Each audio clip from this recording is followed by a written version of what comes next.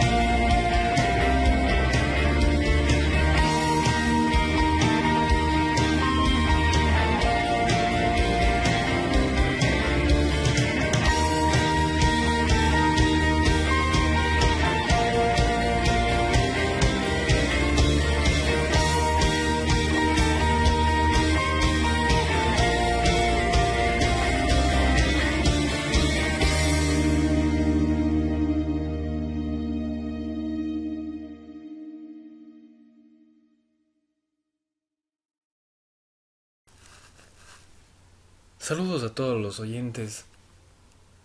del Ático de las Ideas. Me encuentro en una semana más junto a ustedes, en este encuentro en el que voy a hablar acerca de literatura para comprender el amor, o para acercarse un poco a la comprensión de la concepción que se ha formulado a lo largo de la historia acerca de este asunto tan importante y que ha marcado gran parte de nuestra existencia, sin excepción alguna, creo yo. Desde diversas aristas, creo que el amor ha sido consustancial a nuestra existencia. Por lo menos sea su búsqueda, su reflexión, su desencuentro, el desengaño producido por eh, su carencia, por su olvido, por las contradicciones que se encuentran en el ejercicio y en la práctica del amor. Más allá de reflexionar o hacer una reflexión propiamente filosófica acerca del amor, quiero presentarles una serie de recomendaciones de libros que les van a servir a ustedes para que puedan irse formulando una concepción más compleja de lo que significa el amor. Voy a ir mezclando principalmente obras de literatura, pero también habrá otras obras más con un tinte más filosófico, incluso psicológico. Comenzando la lista, quiero recomendarles una obra muy puntual que es El arte de amar del psicoanalista Erich Fromm, psicoanalista que estaba bastante asociado a la escuela de Frankfurt, que ustedes ya sabrán. Estuvo en su primera generación, al menos sus representantes más notables eran eh, Theodor Adorno y Horkheimer. Tienen libros muy interesantes como la dialéctica del iluminismo. Adorno tiene una teoría de la estética muy interesante que brinda algunos elementos, sobre todo para pensar con mayor profundidad acerca de la estética. Este libro de Erich Fromm es muy interesante porque presenta o elabora una teoría a través de la cual se van evidenciando la existencia de una serie de mecanismos a través de los cuales se van construyendo las concepciones de el amor. Y lo importante es que no solo estas concepciones están definidas por el avance material de la sociedad, sino que estas concepciones que van acorde al desarrollo de la sociedad también van introduciéndose en las teorías, en las diversas teorías, sobre todo desde el punto de vista psicológico, que es desde el cual va a trabajar Fromm. Y va a mostrar cómo estas teorías se van introduciendo dentro de las diversas disciplinas, no solo desde el psicoanálisis. Si bien el objeto principal de estudio de Fromm es cómo estas diversas teorías del amor se han ido introduciendo a lo largo de la historia del psicoanálisis, legitimando determinadas formas de ver la sociedad que no son sino productos de la propia sociedad. También muestra cómo esto se da en varias disciplinas. Incluso, por ejemplo, dentro de la religión, en las encíclicas papales, va mostrando cómo las diversas concepciones de la economía y el avance económico de la sociedad se va materializando en las encíclicas papales. Es un trabajo muy interesante. Parte de una teoría que él denomina la teoría de la separatidad, es decir, que los seres humanos tienen una carencia ontológica básica y que en la búsqueda de superar esa carencia que se hace a través de la unión con una pareja, específicamente un hombre con una mujer, ya que Fromm no va a admitir la posibilidad de uniones entre parejas del mismo sexo o parejas de géneros diferentes, es decir, no admite o está manifiestamente opuesto a la teoría postmoderna de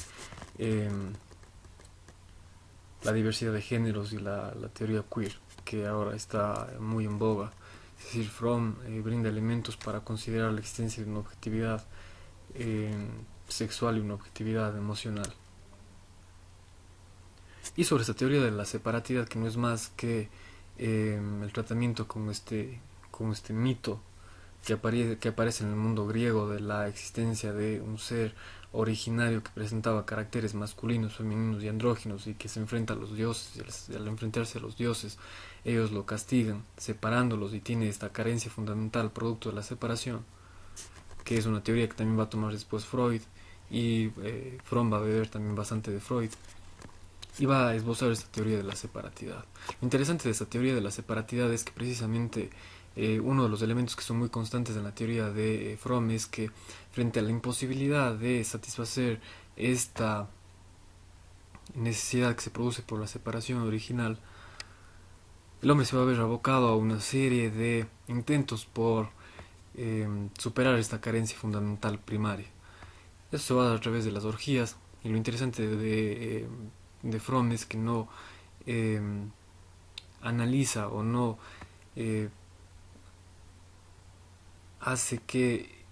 la separatidad o que esta carencia sea dependiente de una forma determinada de la producción, que vendría a ser el capitalismo, como es más patente en Freud, sino lo que hace él es un análisis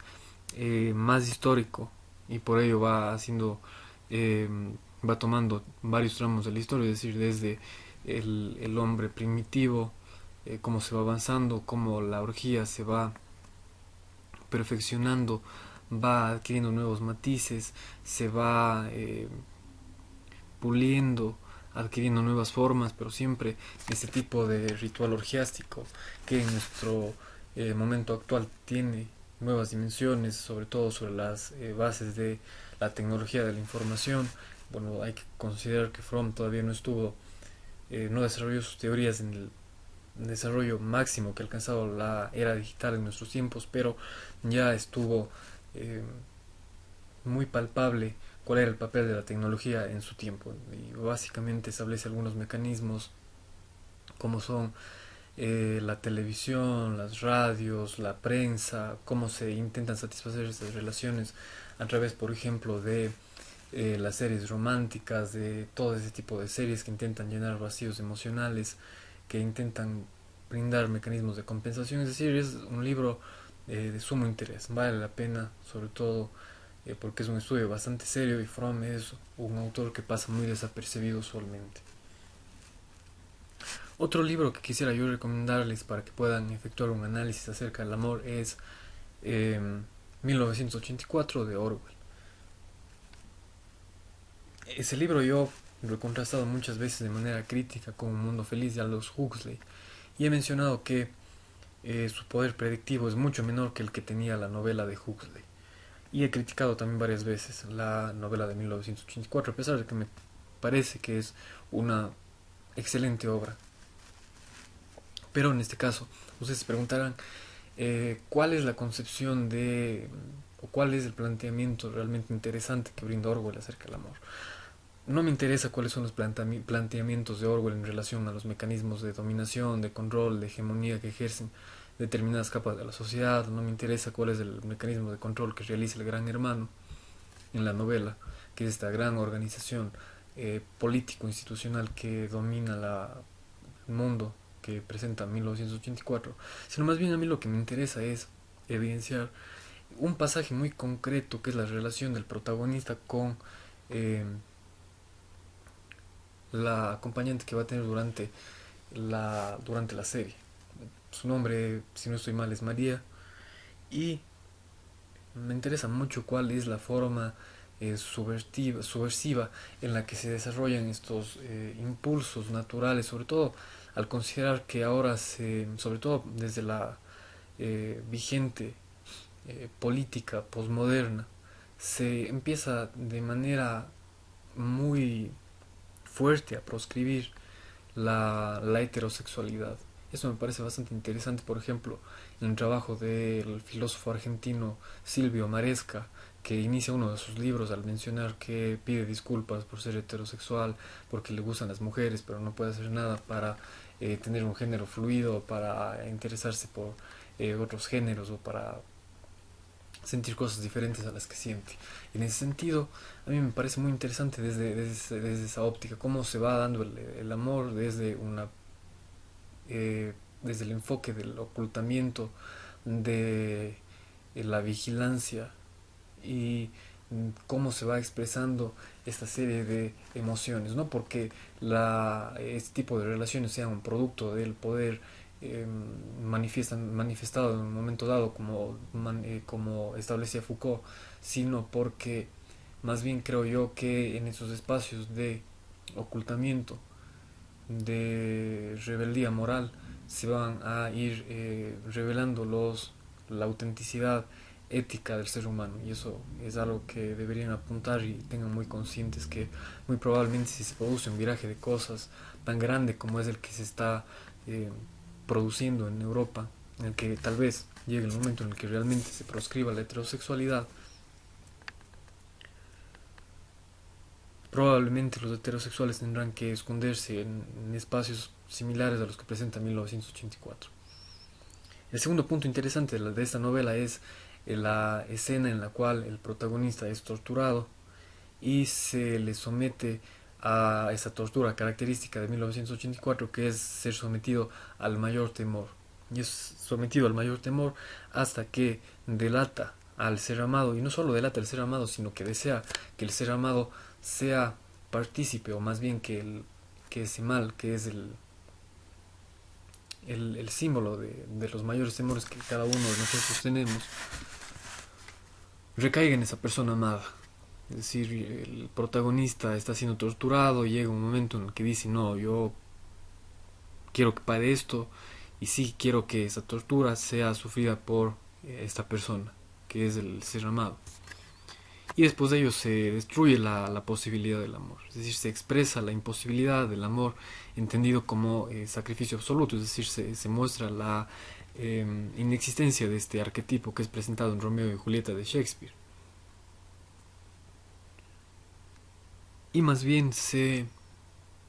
evidencia cuáles son los límites del amor, y precisamente en esos límites del amor como acción ética que destruye el amor, porque precisamente se opone a esto que dice San Pablo de que el amor no es egoísta, el amor no desea el mal, sino más bien aquí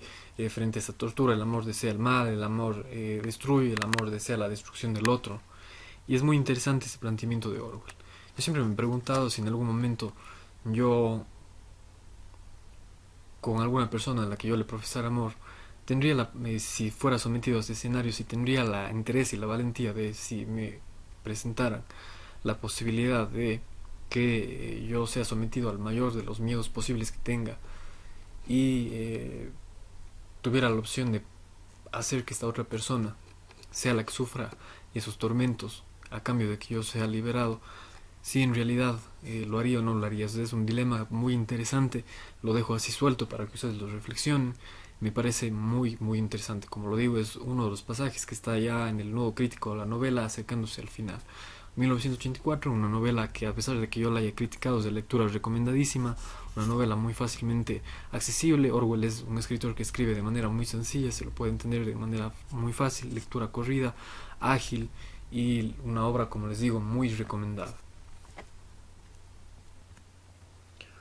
Otra obra que me parece bastante interesante, ya acercándonos más a la literatura ecuatoriana, es El Cojo Navarrete, que es una novela que presenta la historia de un capataz que se enamora de una persona que era de una chica que era de la aristocracia, y que va presentando una serie de problemas sociales por esa disparidad de clases. Ese argumento clásico que ya ha sido innumerablemente explotado por la cultura pop, pero que a mí me interesa sobre todo desde el punto de vista psicológico, entender las diferencias o cómo se construye el amor a través de las diferencias de clases sociales, de las ideas de clases, de la posición social del sujeto cognoscente, relacionándolo nuevamente con la teoría de Fromm. Y es muy interesante, es una novela que yo les recomiendo, es una novela bastante larguita, pero que es una auténtica joya de la literatura ecuatoriana. La siguiente obra que quiero recomendarles es un clásico que muy probablemente ya habrán leído, pero que si no lo hicieron de manera adecuada les recomiendo que vuelvan a hacerlo, que es Crimen y Castigo de Fyodor Dostoyevsky. Esta novela sobre todo a mí me ha presentado, creo yo, que si a mí me pusieran la posibilidad, me dieran la posibilidad de leer un solo libro, si me hubieran dado la posibilidad si me plantearan la posibilidad de que en toda mi vida eh, hubiera tenido que leer una sola novela, sin duda, creo yo, y en esto comparto con lo que decía Virginia Woolf, leería a Dostoyevsky, específicamente leería Crimen y Castigo, sobre todo por el enorme matiz ético a través del cual se construye el amor en la novela de Crimen y Castigo. Eh, Todos los pasajes que viven eh, Sonechka y Raskolnikov a mí me parecen extremadamente profundos y absolutamente éticos, es decir, se presenta el amor en su máxima expresión ética, es decir, yo creo que la solución a ese problema que se planteaba en 1984 en esta escena que yo les había comentado puede resolverse a través de la lectura de Crimen y Castigo, en la que se concibe un amor como un amor absolutamente ético, es decir, no es un amor de deseo, de posesión, de hegemonía, de construcción social, no es un amor que más allá de la construcción material de la sociedad es un amor ético, es decir, es un amor eminentemente moral, es un amor que da, que se apertura hacia el otro, es decir, es un amor en el más absoluto sentido de la palabra. Y esa novela es un clásico que, como les digo yo, merece ser leído, es bellísimo y también se tiene la posibilidad de leer un cuento que es un cuento largo de Dostoyevsky también que es Noches Blancas, en la que se presenta también un poco cuál es el, cómo el amor se va presentando, pero en relación a la subjetividad, a, se plantean los problemas de la comunicación, de la intersubjetividad, de cómo se concibe el amor entre los diversos sujetos. Es muy, muy interesante. Con estas recomendaciones quisiera finalizar y quisiera únicamente apuntar que ustedes tienen la posibilidad de acercarse a estas obras. Como les había dicho, ahora existen PDFs de toda la literatura universal, es decir, existen todas las bibliotecas de Alejandría, que ustedes pueden accederlas y bibliotecas que por el avance de la historia son cientos de veces mayores que las que existían en aquella época, con una facilidad enorme. En el caso de que necesiten pueden imprimirlo. Siempre lo que les recomiendo es verificar cuál es el estado de la edición. Si pueden escoger entre ediciones, pueden también buscar en Google o en YouTube, o si no dejarnos en nuestras redes. Nosotros somos muy abiertos en ese sentido. Si quieren acercarse a determinadas ediciones, saber cuáles son las más adecuadas para poder abordar eh, la obra de un determinado autor, pueden preguntarnos sin ningún problema. Con ello les agradezco por habernos acompañado en un episodio más del Ático de las Ideas. Saben que pueden encontrarnos semana a semana. Hemos estado ya más de 2 meses junto a ustedes. Esta temporada está alcanzando su cenit. Pese a ello les agradezco. Estén muy atentos porque vamos a producir una segunda temporada con más sorpresas, más episodios. Queremos estar en mayor contacto con ustedes, pero al mismo tiempo les pedimos que difundan este contenido tan preciado en una época en la que es tan fácil encontrar basura en las redes sociales, payasos que se creen analistas, idiotas que creen que el quehacer político es un conjunto de maromas, una serie de ideólogos radicalistas que propugnan verdades absurdas a través de la red, y en esta época creo yo que este material es muy valioso, sobre todo porque nosotros no somos absolutamente radicales, hemos brindado por lo menos un marco conceptual bastante amplio en el que ustedes pueden desarrollar a partir de su propia conciencia su pensamiento. Y por ello creemos que todo este esfuerzo que nosotros realizamos a través de cada uno de los episodios merece que ustedes nos ayuden a difundir el contenido. Saben que estamos en todas las plataformas, en Facebook, en YouTube, en todas las plataformas para podcast, en Spotify. Si quieren escucharnos, si no les gusta Facebook, pueden hacerlo en YouTube, o si no, en las plataformas para podcast, mientras hacen ejercicio, mientras están en sus autos, en sus oficinas, en sus trabajos, pueden escucharnos eh, a través de Spotify o de cualquiera de las plataformas para podcast, Google Podcast. Y es algo que creo yo, como les he mencionado siempre, encuentro, tómense un tiempo del día para repensar. Reformulen los conceptos que les parecen absolutos. Apaguen el televisor. Quítense los audífonos. Apaguen su celular. Dejen de ver las redes sociales por un momento y empiecen a formularse un mayor número de preguntas. De igual manera, para cualquier tipo de servicio social, pueden comunicarse con nosotros si quieren pautar, si el volumen de sus ventas se ha visto afectado y quieren aumentarlo. Pueden hacerlo con nosotros, que tenemos grandes precios muy asequibles a cada uno de ustedes, sobre todo en áreas de literatura, filosofía, centros culturales, centros de recreación cultural, cafés, bibliotecas, centros que realicen expendio de productos digitales, productos cuyo público objetivo son los jóvenes. No duden en hacerlo. Si tienen cualquier tipo de proyecto cultural que quieren que nosotros difundamos, no duden en comunicarse con nosotros, que estamos prestos para ello. Con ello me despido y espero que la próxima semana, como ya es costumbre, los días viernes a las 6 de la tarde estén muy puntuales y no dejen de escuchar el ático de las ideas.